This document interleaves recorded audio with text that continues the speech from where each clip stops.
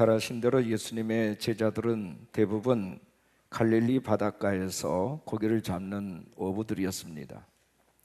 예수님의 수제자 베드로도 마찬가지입니다. 베드로는 그곳에서 잔뼈가 굵어진 그런 사람입니다. 그런데 어느 날 아주 이상한 일을 체험하게 됩니다.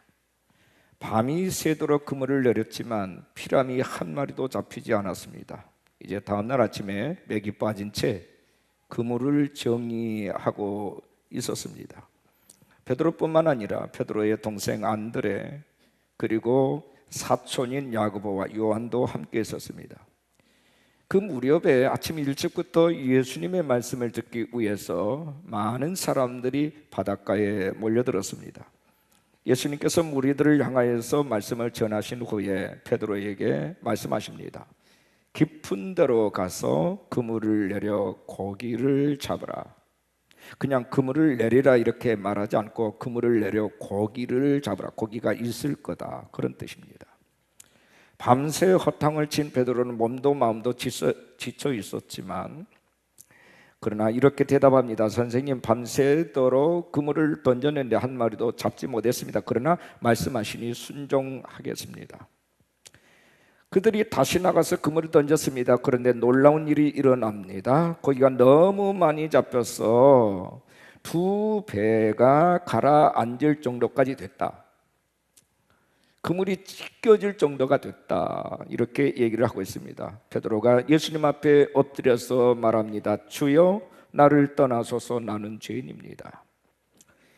예수님께서 베드로에게 말씀하십니다. 무서워 말라. 이제 후로는 사람을 취하게 될 것이다. 그로부터 3년이 지난 유대인의 명절 오순절에 많은 사람들이 예루살렘에 몰려들었습니다. 베드로는 성전에서 그것에 모이는 군중들을 향하여 말씀을 선포하고 있었습니다. 그의 메시지는 힘이 있고 능력이 있었습니다.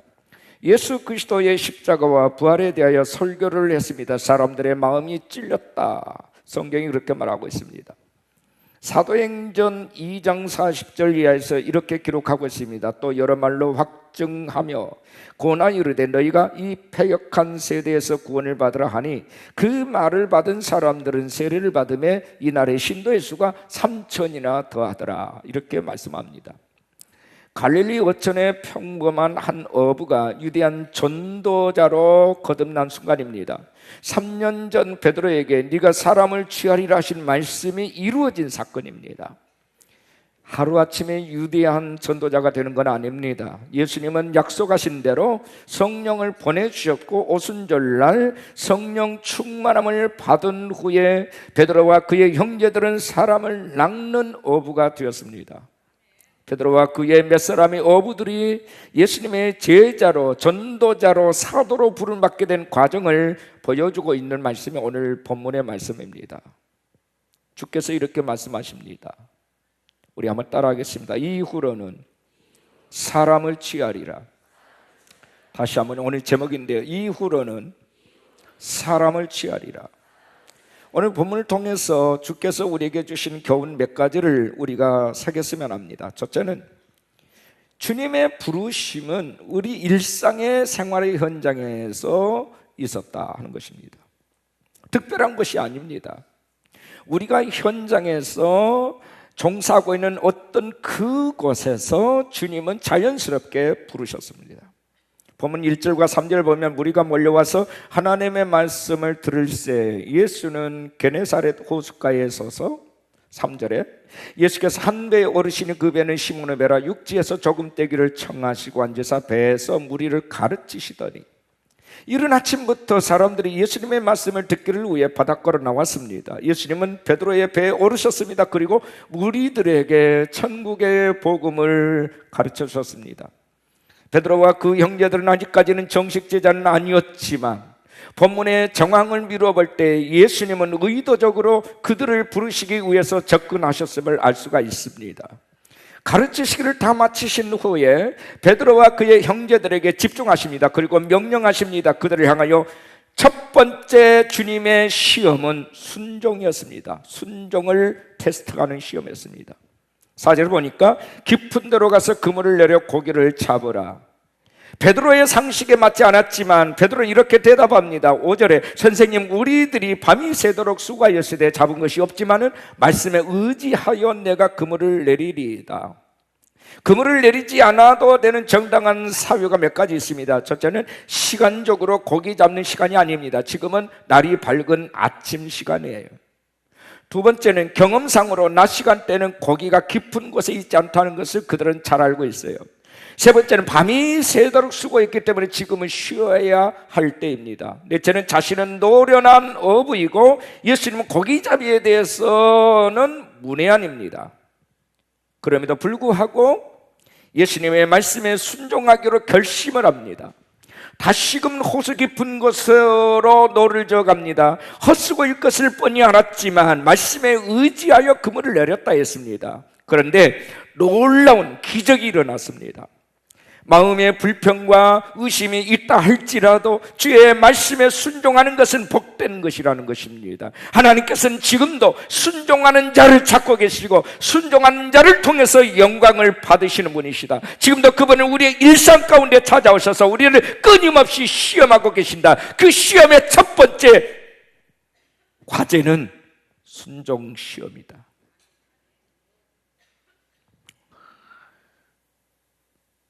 주님은 성전에서나 부르는 분이 아니에요.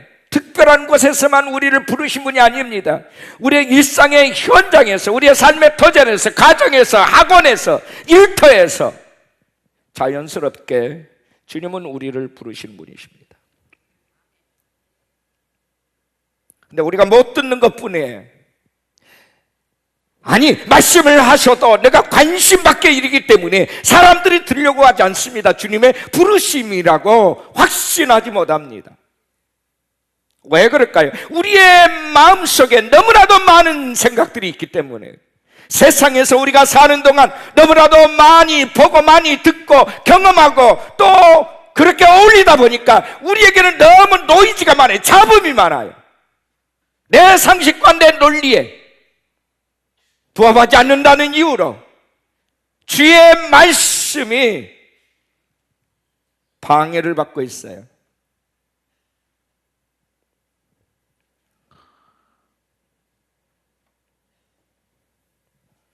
두 번째 교훈은 뭡니까? 베드로의 고백입니다. 나를 떠나소서, 나는 죄인입니다. 따라합시다. 나를 떠나소서, 나는 죄인입니다. 여러분 6절 8절 주목하세요. 그렇게 하니 고기를 잡은 것이 심히 많아 그물이 찢어지는지라. 8절에 시몬 베드로가 이를 보고 예수의 무릎 아래 엎드려 이르되 주여 나를 떠나소서, 나는 죄인이로소이다. 6절 서두에 그렇게 하니라고 말합니다. 즉 말씀에 의지하여 깊은 데로 가서 그물을 던졌더니 라는 말입니다. 놀라운 일이 일어났습니다. 그물이 찢겨질 정도가 된 것입니다. 두 배가 물에 잠길 정도로 많이 잡혔습니다. 베드로가 예수님 앞에 엎드립니다. 주여 나를 떠나소서, 나는 죄인입니다. 이 사건은 베드로의 인생이 바뀐 사건이에요. 적어도 두 가지 측면에서 우리가 알아야 될 것이 있어요. 하나는 예수님에 대한 인식이 달라졌어요. 앞에서는 선생님이라고 불렸던 그가 이제는 주여라고 고백을 합니다. 훌륭한 랍비나 선제 정도로 생각했던 그의 생각이 바뀌어요. 주님은 나의 주인이십니다. 두 번째는 자신이 죄인이라는 사실을 알게 됐어요. 깨닫게 됐어요. 베드로는 나를 떠나소서, 나는 죄인입니다. 사람들은 하나님을 발견하기 전까지는 참으로 자기 자신을 알지 못합니다. 자기 잘난 맛에 살아요. 예수를 믿는다고는 하지만 하나님의 말씀대로 살지 않냐고 욕심을 따라 사는 사람이 더 많아요. 왜요? 예수님을 인격적으로 만난 적이 없거든요. 근데 베드로가 그 현장에서 예수님을 만났어요. 하나님의 아들로 오신 메시아 예수님을 만났단 말이에요. 그리고 그의 존재를 이제 드디어 보게 된 겁니다. 주여 나는 죄인입니다. 나는 죄인입니다. 나는 죄인입니다. 그것을 깨닫게 됐어요. 우리의 삶에 하나님의 능력이 나타나지 않는 이유는 하나님이 없어서가 아니라 하나님의 실존이 그 현장에서 나타날 수 없는 어떤 불강력적인 사건 때문이 아니라 우리의 교만 때문에, 나의 교만이 하나님의 역사를 막고 있는 거예요. 내가 순종하지 않기 때문입니다. 내 고집대로 살기 때문에 그래요. 내 정력대로 살기 때문에. 하나님의 말씀대로 순종하면 하나님의 역사와 예수님을 알게 될 것인데도 말씀에 의지하는 그 순종이 없어서 하나님의 능력이 나타날 수 없는 거예요.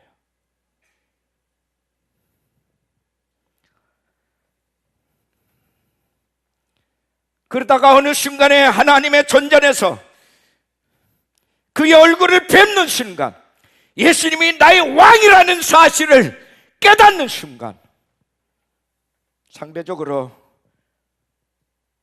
자기 자신의 초라한 모습이 보이기 시작해요. 그런 자들만이 주여 나는 죄인입니다, 나를 떠나십시오, 내가 주님을 알아보지 못했습니다, 내가 주님 앞에서 교만을 떨었습니다, 내 상식과 내 이성과 내 논리에 취하여 살았습니다, 주님이 말씀하신 것에 대해서 이해를 하지 못했습니다, 왜 내가 순종해야 되는지를 알지 못했습니다. 그러나 억지로라도 순종했더니 이제 주님은 주님이십니다. 주님은 나의 왕이십니다. 나는 죄인입니다. 주님을 만난 사람만이 자기의 실존을 알아요. 주님을 만나기 전까지는 알지 못해요.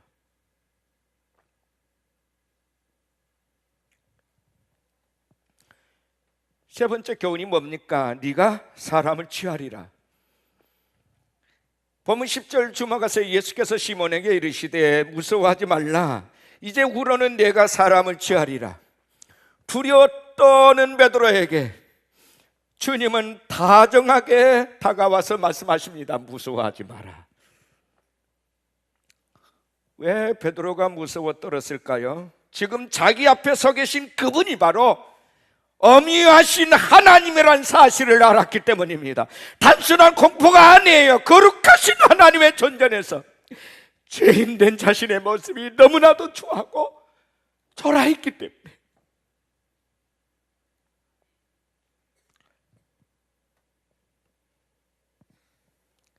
주님은 바로 그 베드로에게 말씀하십니다. 네가 사람을 취하리라. 어마어마한 사명이 그에게 주어지는 순간입니다. 지금까지 베드로는 갈릴리에서 고기 잡는 어부에 불과했습니다. 그러나 이제는 천하보다 귀한 생명을 취하는 사람이 되었습니다. 갈릴리 바다에서 맴돌았던 그의 인생이 이제는 온 세상의 사역자가 된 것입니다. 그 부르심을 받은 거예요. 예수님의 부르심에 대한 그들의 반응이 뭡니까? 11절 말씀 보니까 그들이 배들을 육지에대고 모든 것을 버려두고 예수를 따르니라, 이렇게 되어 있어요. 모든 것을 다 버렸어요. 세상적으로 말하면 바보들처럼 자기의 일터를 버렸어요. 제자들은 주님을 따르기로 결단한 그 순간 잡은 고기를 버리고 그물을 버리고 배를 버렸어요.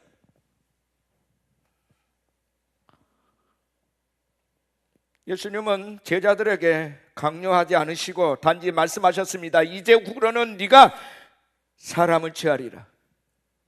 그들은 그 주님의 말씀을 개별적으로 들었어요. 베드로만 들은 게 아니에요. 안드레도, 요한도, 야고보도 동일하게 들었어요. 그들은 지체하지 않고 자발적으로 예수님을 따랐습니다. 다 버렸어요.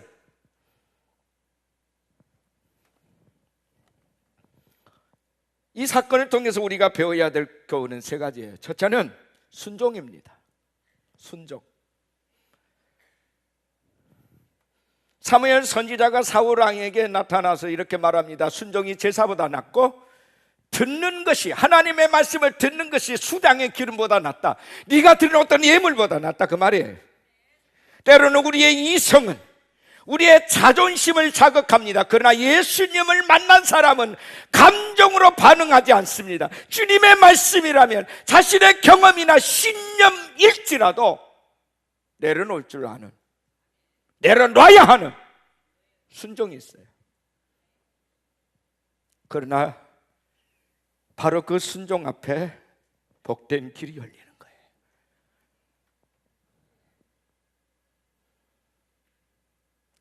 많은 사람들은 순종해야 될 자리 앞에서 많은 이유를 대고 변명을 합니다. 저 역시 그랬어요. 내가 어떻게 주의종이 될 수 있습니까? 나는 그 감이 못 됩니다. 내가 말을 잘할 수 있습니까? 사람들을 좋아합니까? 나는 대인기피증이 있고요. 하나님, 나는 주의종 될 수 없는 그런 사람이 못 됩니다.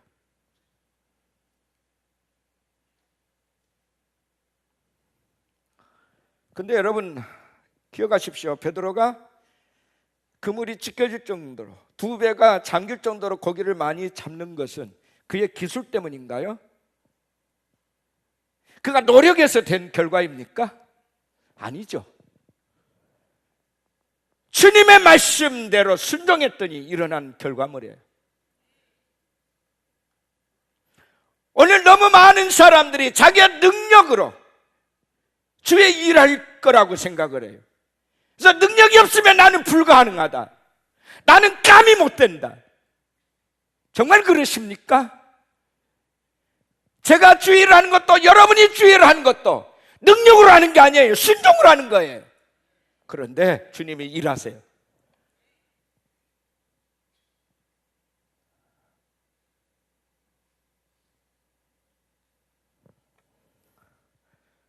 두 번째 교훈은 뭡니까? 정체성이에요. 두 가지 인식이 있었어요. 하나는 예수 그리스도에 대한 올바른 인식, 또 하나는 자기 자신에 대한 인식. 주님은 나의 주가 되십니다. 왕이십니다. 그리고 나는 죄인입니다. 정체성에 대한 분명한 인지가 있어야 돼요. 세 번째는 결단입니다. 지금까지 살아온 자신의 일을 포기하고 주님의 부르심 앞에 더 이상 고집하지 않냐고 결단하는, 그 결단이 있을 때 새로운 일이 시작이 되는 거예요. 나의 생각, 나의 고집을 꺾고 예수님을 따르기로 결심하는 거 쉽지 않습니다. 쉽지 않아요. 보따리를 싸는 것이 아니라 버리는 거예요. 버리는 결단이 그들에게 있었다, 이게.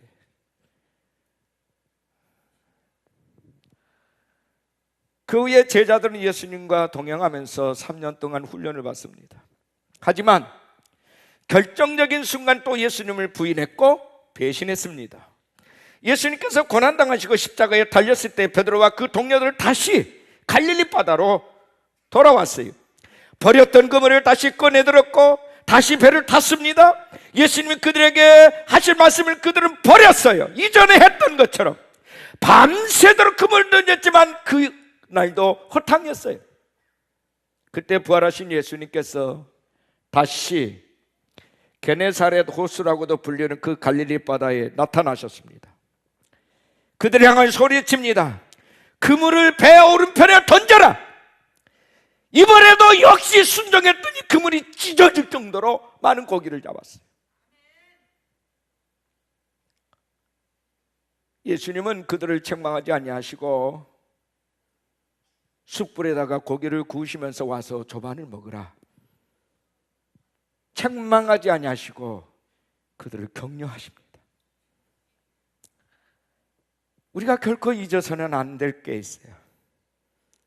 우리가 전도를 하고 선교를 한다는 것은 비유컨대 자신을 보호하고 있던 배에서 뛰어내리는 거예요. 나를 보호했다라고 생각하는 그것들을 버리는 거예요. 여기만이 내가 안전하고 여기만이 내가 살 거라고 하는 그 현장에서 자유해지는 거예요.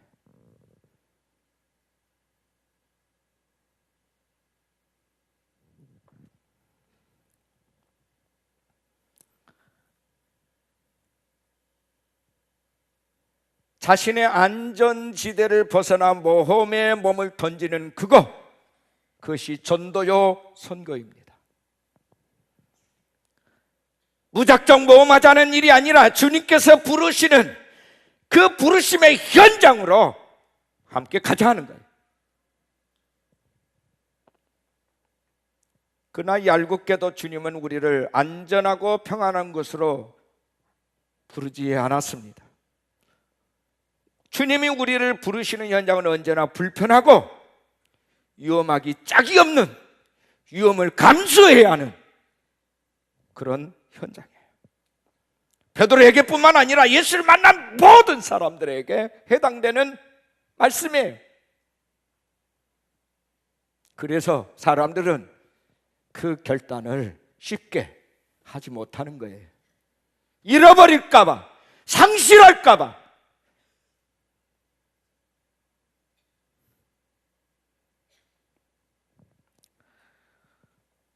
중국 산동성 출신의 병사들이 상해시에 주둔하고 있을 때 있었던 일입니다. 개 한 마리가 종이 쪽지 하나를 입에 물고 주둔지를 맴돌고 있는 거예요. 병사들이 쫓아가서 그것을 빼앗아 가지고 그 쪽지를 읽어보니까 성경책의 일부분이었어요. 그 내용에 감동을 받은 이 병사들이 어디서 이걸 가져왔을까 하고서 개를 추적하다가 주둔지 근처에 있는 한 기독교 병원에 이르게 됩니다. 그래서 그들은 그 쪽지를 보이면서 이런 책이 더 없겠느냐고 묻습니다. 당연히 그들은 환영을 받으며 성경책을 얻을 수 있었어요.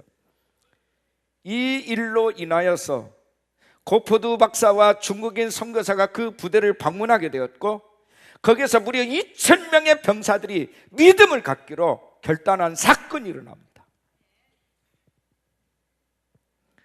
하나님께서는 당신의 말씀을 전파하기 위해서 개까지 사용하셨어요. 하물며 오늘 저와 여러분을 사용하시지 않으시겠습니까?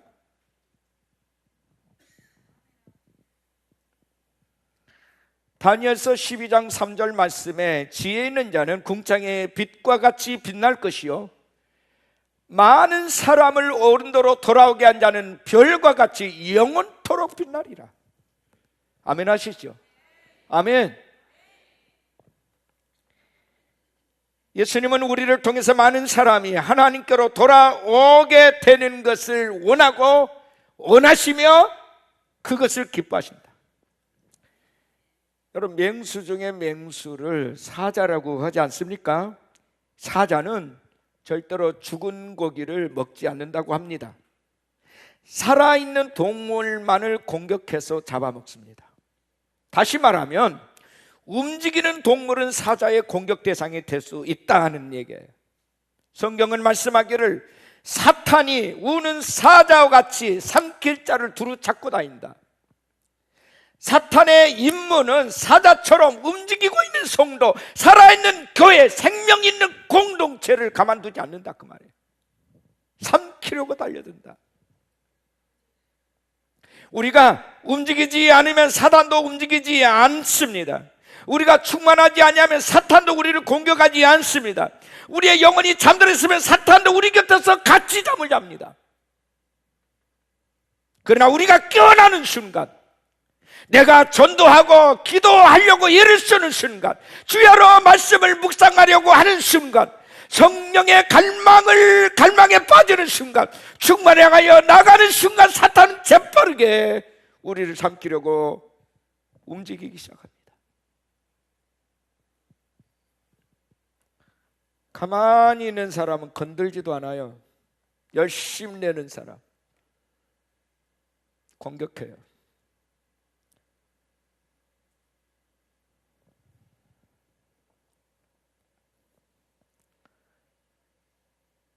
사탄의 전략은 성도들을 잠들게 하고 움직이지 못하게 하는 것입니다. 세상과 타협하고 영적 침체에 빠지고 적당히 교회 다니고 기도를 멀리하고 습관성 예배에 빠지면 사탄은 더 이상 그를 공격하지 않습니다. 죽은 고기는 먹지 않는 사자의 본능 같은 것이 사탄에게도 적용되기 때문입니다.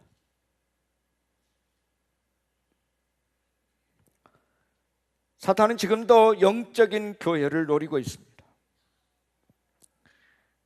믿음으로 살려 예수는 성도들을 노리고 있어요.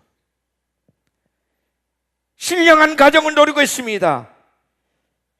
그런 자들을 삼키려고 합니다.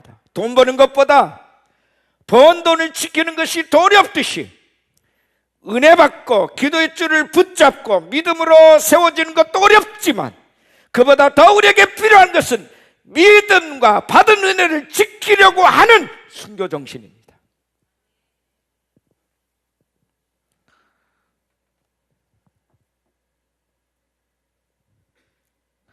지금 여러분에게 어떤 박해가 있습니까? 그것은 여러분이 영적으로 살아있다는 증거입니다. 사탄이 격렬하게 공격하고 여러분을 내버려 두지 않는 까닭은 여러분이 살아있기 때문에 그래요. 저도 끊임없는 공격을 받습니다. 말도 안 되는 소설을 쓰고요, 사람들이. 그때마다 주의 전에 엎드려서 울 수밖에 없어요. 아버지, 내게는 왜 이런 고난과 시련이 있습니까? 모르는 게 아니에요. 알아요. 살아있기 때문입니다. 주의를 하기 때문에 그래요. 진리를 선포하기 때문에.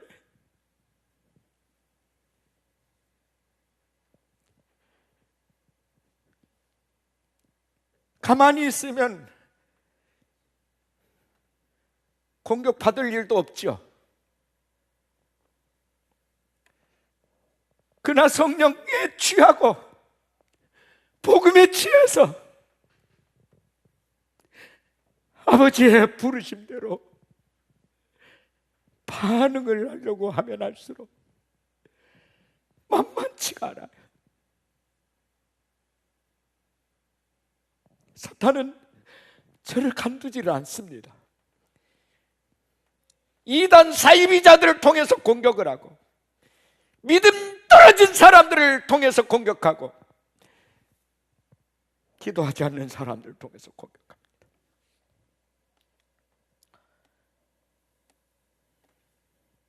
지금 여러분에게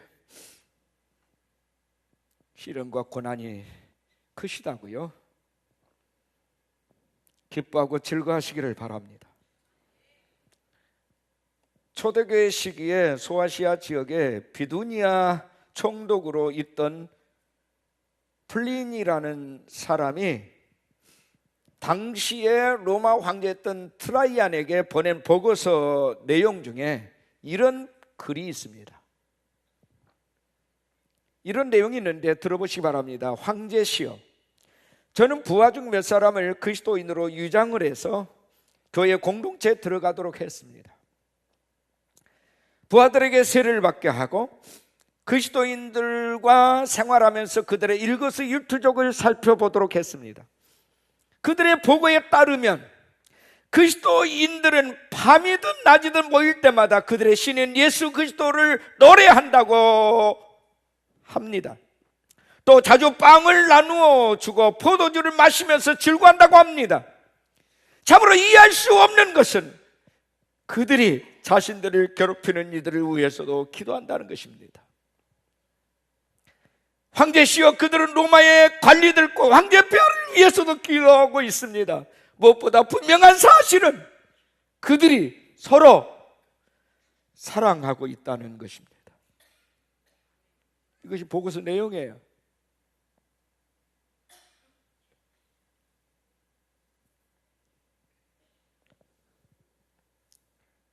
예수님을 믿지 않는 사람들의 눈에 우리 그리스도인들이 서로 뜨겁게 사랑하고 있는 공동체로 비춰질 때 드디어 우리 주님은 영광을 받으시고 우리가 예수님의 제자로 인정을 받는 거예요.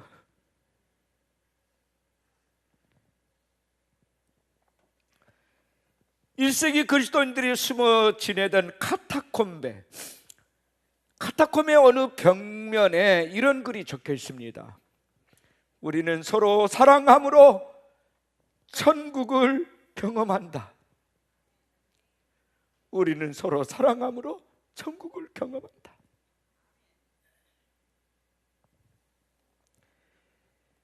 어둡고 스케치한 지하 동굴에서 그들은 천국을 경험했습니다. 왜요? 서로 사랑했기 때문에, 서로 돌보고 배려하고 섬겼기 때문에.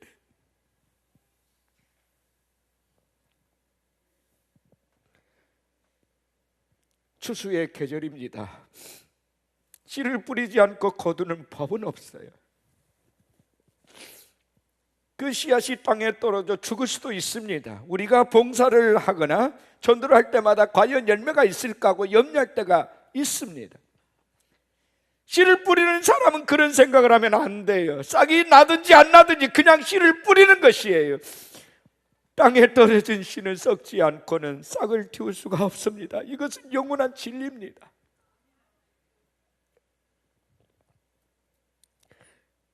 뿌리지 않으면 거둘 게 없어요. 아직까지 전도 열매가 없었다 하더라도 내가 전도자로 부르심을 받았다는 사실을 인식하시기를 바랍니다. 오늘 예배 전에 모소 배나무에 대한 내용을 여러분 들으셨습니다. 4년 동안 겨우 자라는 것은 3cm. 4년 동안 뭘 할까요? 땅속에 뿌리를 내리는 일을 합니다. 뿌리. 계속해서 깊게 땅속에서 자라기 시작합니다. 뿌리로. 5년차 되었을 때에 어마어마하게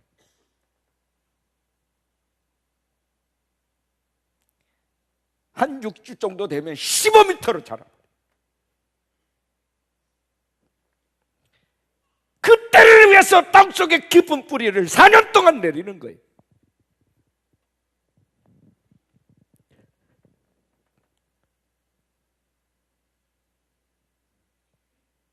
내가 복음의 씨를 뿌리고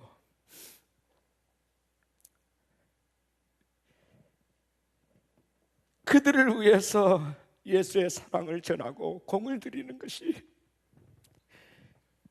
눈에 보이는 열매로 나타나지 않는다 할지라도 어느 순간에 우리 주님께서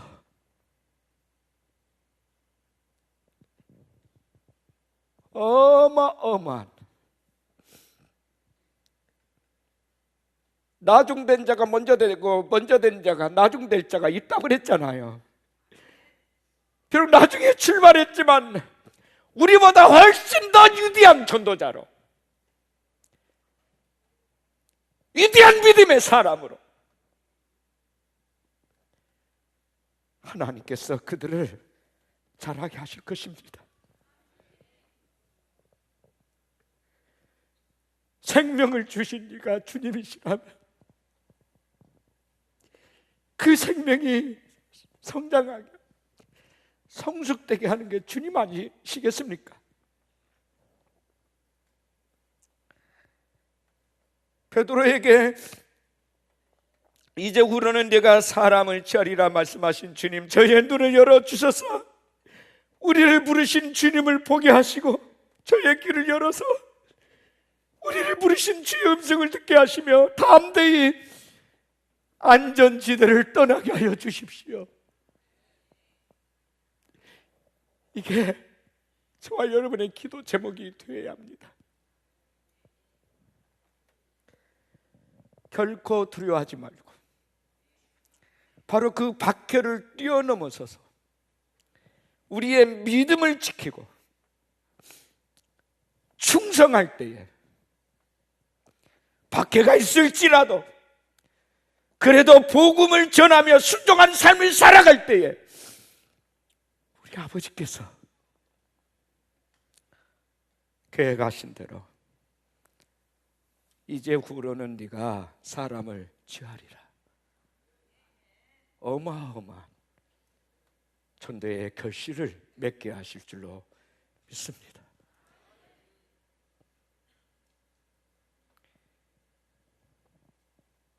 (11월 25일입니다)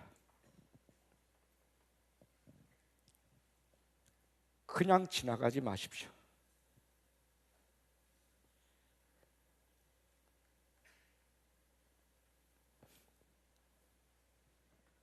복음을 드려야 될 사랑하는 내 가족들, 내 이웃들에게 때를 얻든지 못 얻든지 복음을 전하라고 그러지 않습니까? 그 때를 결정하시는 분은 주님뿐이십니다. 주님이 결실을 맺게 하실 줄로 믿습니다. 주의 사랑을 전하는 저와 여러분이 되어지기를 예수 이름으로 축원합니다.